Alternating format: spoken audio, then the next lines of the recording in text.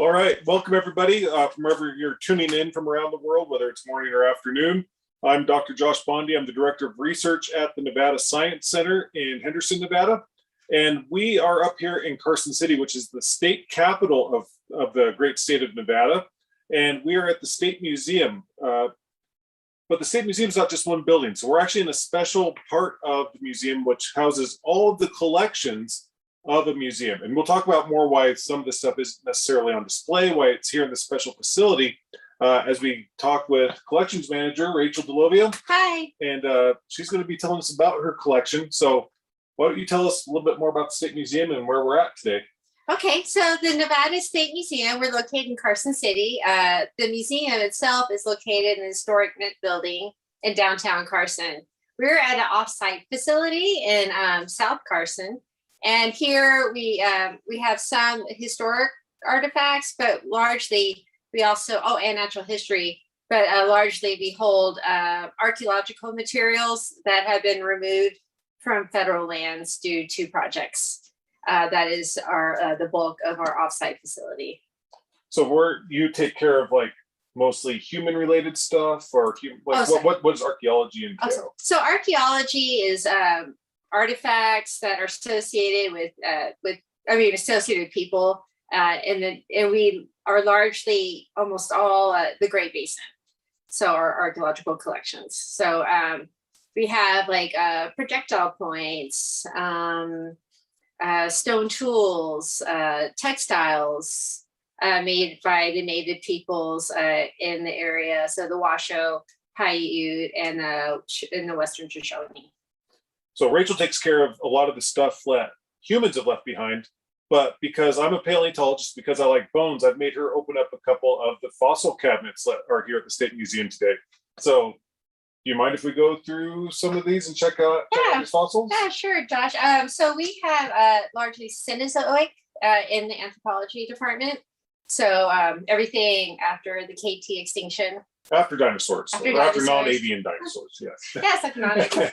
So, and also, and even more recent, most of what we have is Pleistocene, but I believe we also have a few Miocene, earlier Cenozoic material. Cool. Can we nerd out on the case? Sure. All right. You can start on this bottom. So you'll probably notice that we're wearing the bright blue gloves. Rachel, do you want to tell them why we're wearing the gloves today? So these are nitrile gloves, and this way our hands, which have residue of oils, even maybe something you had for lunch, we don't want them to get them on our artifacts or specimens. So we always wear gloves as protective coating to protect our collections. So when we dig up fossils out on fossil sites, one thing I always tell people is that as soon as you dig up a fossil, you're taking responsibility for that specimen for the rest of time. But that's not actually true. So as a researcher, when I go out there and I dig up a fossil, I'm taking responsibility for that fossil initially. The person who actually has to take care of that fossil is somebody like Rachel.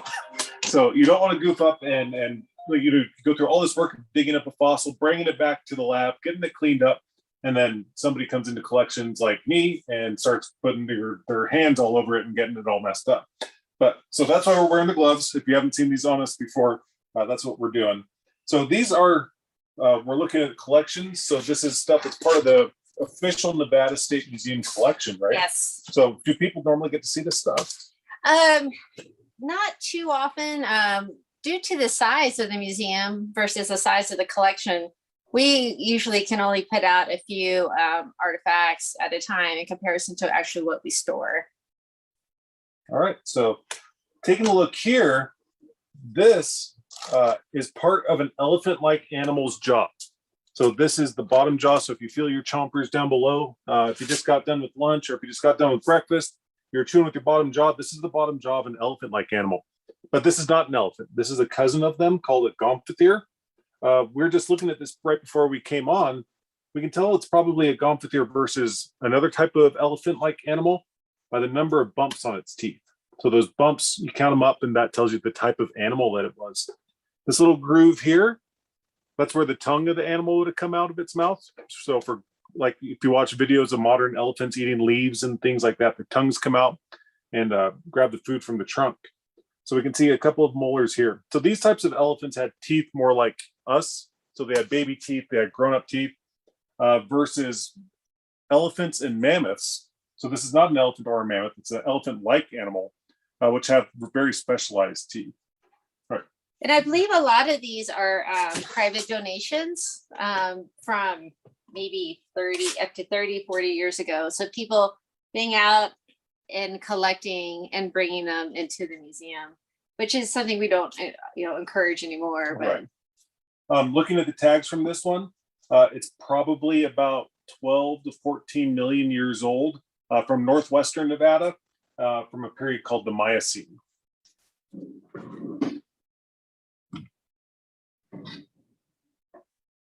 All right, so I just talked about mammoths being similar to elephants.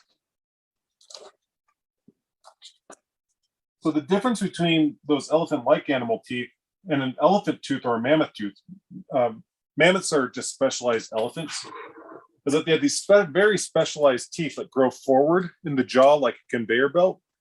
And then they have these really sophisticated grinding teeth. So that previous elephant-like animal was probably eating leaves and forage. An elephant like this is probably eating grass, and grass is really abrasive on your teeth. So that's why they have these really specialized processing chompers. So this is a full-grown tooth from a Colombian mammoth. So Colombian mammoths have been found across the entirety of the state of Nevada. So everywhere from far northern Washoe County to far southern Clark County. So this is an adult one. This is also a mammoth tooth, but it's much smaller. So this one is probably from a baby. Rachel, do you know anything about this specimen? Sure. So this was a donation from Dr. Lee. He was a Victorian era collector, and actually his collections formed the basis of the Nevada State Museum's collections. He had artifacts, especially baskets. He also collected natural history specimens such as this. We also have a dire wolf mandible from him, and as well as historic artifacts. So his widow donated his collection upon his death, and really, I said, was our first large collection as an institution. In fact, Dr. Anna Camp of the Anthropology Department is her special for her Curator's Corner this month was Dr. Lee's collection. Very cool. So the start of the entire state collection started with the donation that this little specimen came from.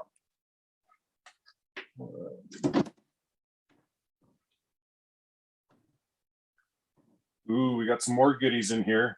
This is like Christmas time, so you get to open up all the different drawers and see all the goodies inside that people probably haven't looked at in years, right? Yes. So that's part of working in a museum, is that collections come in, you take care of them, and ideally you don't have to really do much with them. The less they get handled, actually, the better.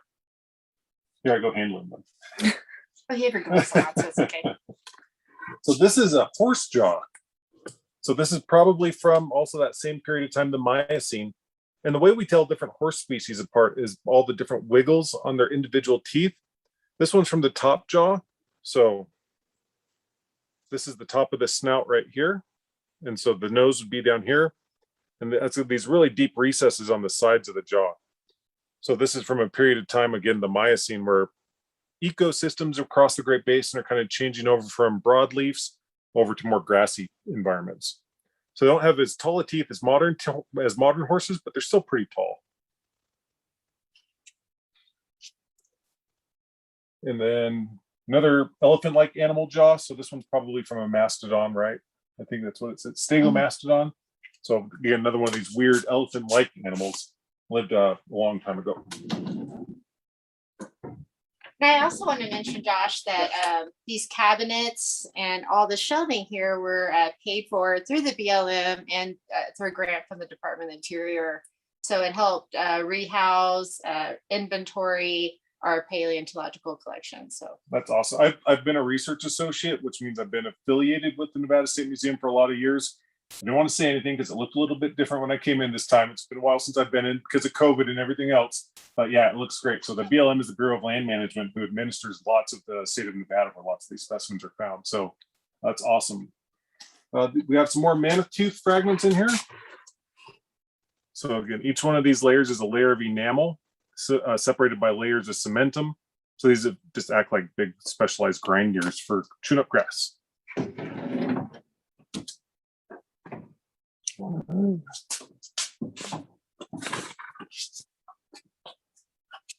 All right, what do we have in here, Rachel? That's a good question. Camel ups. Yeah, this is some material from Washoe County. Oh, from a private collector. Okay. Yeah. So this one here, I caught my eye earlier. Did you know that rhinos used to live in Nevada? So this is a molar or chewing tooth from the cheek of a rhinoceros that used to live here in Nevada up until about 8 million years ago. We found a couple of bones of these things about 20 miles south in Gardnerville. Oh, wow. I believe we do have some short-faced bear material in here, Josh. Uh-oh. Short-faced bear is a favorite of mine from when I was an undergraduate at the University of Nevada, where actually I first met Rachel, and we were working in these collections. And they're an Ice Age bear species, which is larger than even a modern polar bear. And we're kind of built like cats. So they're hyper carnivores, chasing down all of the Pleistocene or Ice Age animals for food. It starts up here. All right. So we have a short-faced bear skull and a little bit of postcranial encased in tufa. And I believe this is all from that specimen. Okay. So this is saying this is a medial phalanx. And so medial phalanx would be the middle finger. Don't worry, we can talk about this scientifically. So just to put mine in comparison, how much bigger this animal's hand would have been than. And so I'm 6'4", and so this animal would have been significantly larger than me, at least especially in the hands. So now the short-faced bear is the largest bear. Is that correct? Largest North American bear, yeah. Its whole group. So I think, do we want to show anything else? Just some more Horse ankles, horse teeth. You're just looking at them. Checking it all out. You know, when you're working in collections and stuff like this, are these bags just like the bags that maybe they bring their lunches to their sandwiches to lunch in the school? Oh, well, a little more specialized. They're virgin polyethylene, so they do not break down easily. So So you wouldn't put your PB&J in one of these no. bags? Well, it actually would preserve it really well.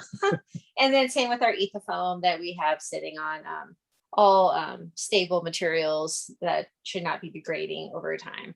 All right, so this is a whole science of taking care of specimens, is like even specialized materials like we preserve fossils in or artifacts, right? Yes, exactly. And over time we do learn, oh, well, maybe this material wasn't well. And then, you know, so there is always an upgrade of collection care. Do we have time for one more drawer? Or? Okay, let's do it.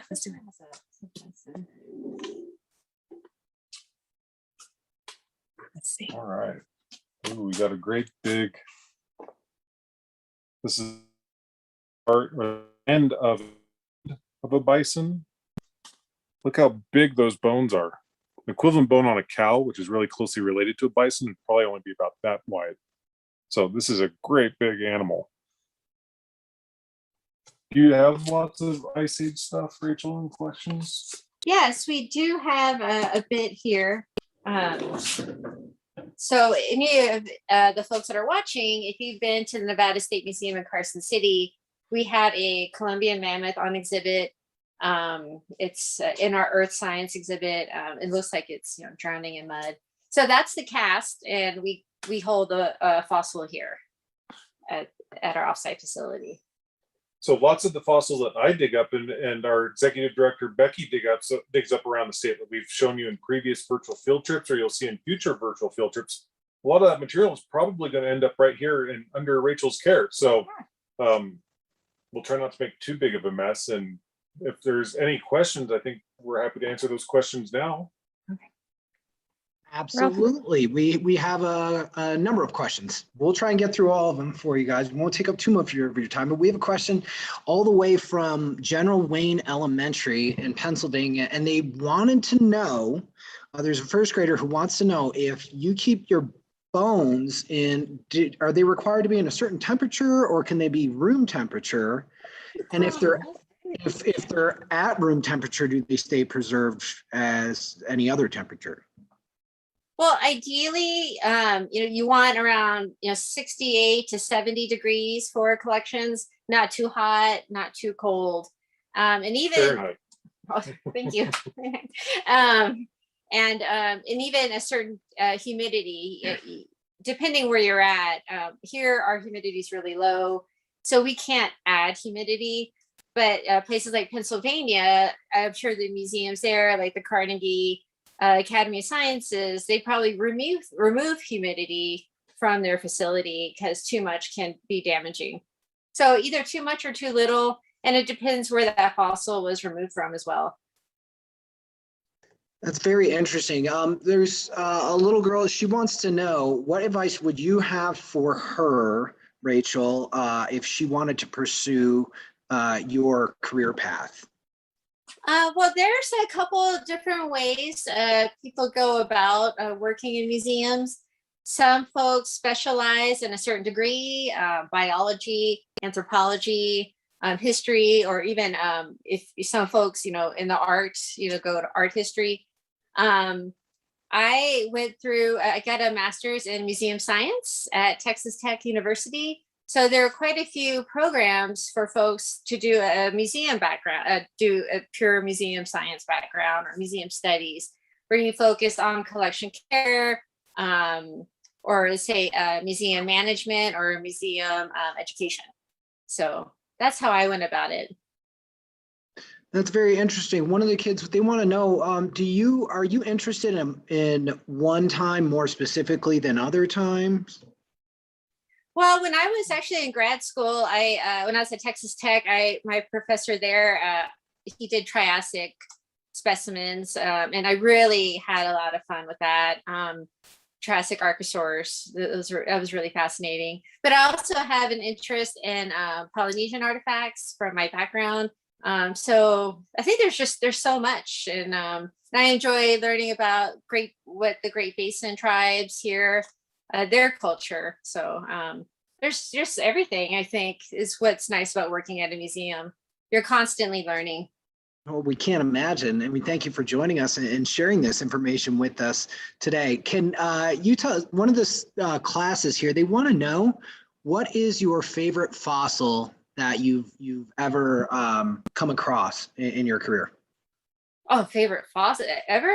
Well, my favorite fossil here, I'll start with that, is the short-faced bear. It's pretty amazing. I remember when I just finished grad school and I was doing my internship here, and when I met Josh, and he was working on the short-faced bear, and I was not familiar with that before. So, and also when I was in grad school, there was a very large Triassic amphibian that I'm blanking on right now. Yes, thank you. Yes, thank you. Yay. Yes, so Metoposaur, and I love amphibians, so I just thought it was a really cool specimen. That's absolutely wonderful. So I'm gonna first, again, thank you very much for joining us today, Rachel. This is really interesting and really awesome, and you're our first speaker of the entire year, so this is very exciting. And I'm going to hand it over to Josh. Josh, can you tell us some of the exciting things that are on the horizon for the Nevada Science Center and any events that you guys have planned? Yeah, you bet. So at the Nevada Science Center, stay tuned. We have a number of virtual field trips that we're going to be doing throughout the fall. So follow our website. If you want to support our virtual field trip program also, you can donate through the website. Continue us doing what we're doing. And so follow the schedule. We have a couple of events that we're doing back home in Henderson, Nevada. So if you're in Henderson, you can check out the Halfway to St. Patrick's Day Festival we'll be a part of. And we're also going to be doing a big special event. So if you want to see the special news that's going to be coming up, follow us on our social media platforms or on our website. And we have some big news coming up.